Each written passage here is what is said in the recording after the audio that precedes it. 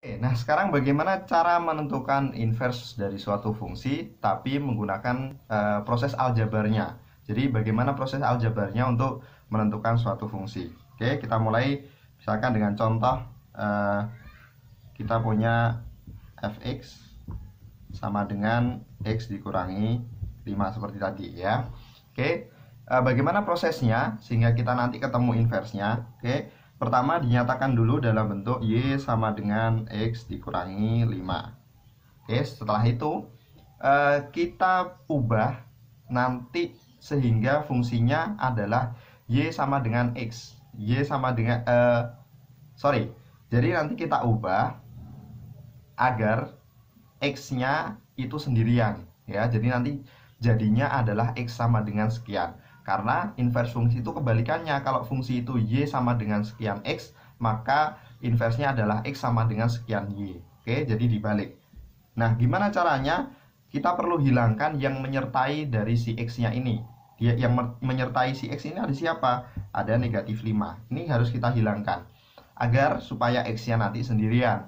Gimana cara menghilangkannya? Pakai kebalikannya, pakai lawannya. Namanya inverse kan pakai lawannya. Karena ini di sini dikurangi 5, berarti lawannya adalah ditambah 5. Oke, berarti nanti kita akan bakalan punya y sama dengan x dikurangi 5 ditambah 5. Nah, ruas kanan kita punya ditambah 5. Kita lakukan hal yang sama ke ruas sebelah kiri.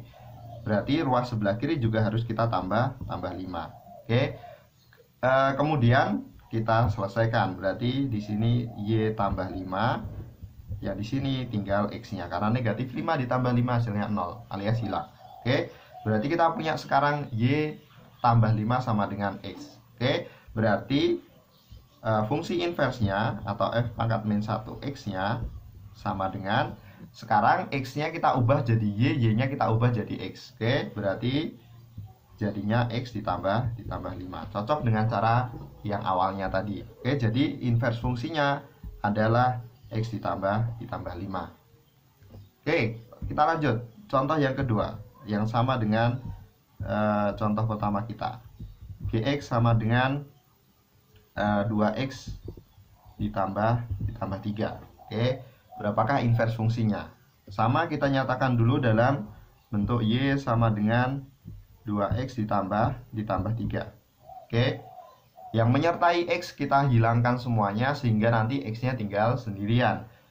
Gimana caranya? Di sini ada ditambah 3. Berarti untuk menghilangkannya kita harus kurangi dengan 3. Berarti 2x ditambah 3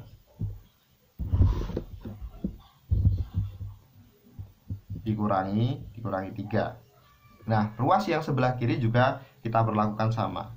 Dikurangi 3. Sehingga kita punya y dikurangi 3 sama dengan 2x. Karena 3 dikurangi 3 hasilnya 0, hilang. Oke, setelah itu 2x itu artinya 2 dikali x. Berarti untuk menghilangkan 2-nya kita bagi ya.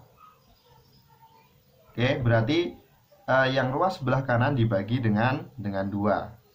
Ini kita bagi 2. Nah, ruas yang sebelah kiri juga kita berlakukan sama. Ini juga kita bagi 2. Sehingga kita punya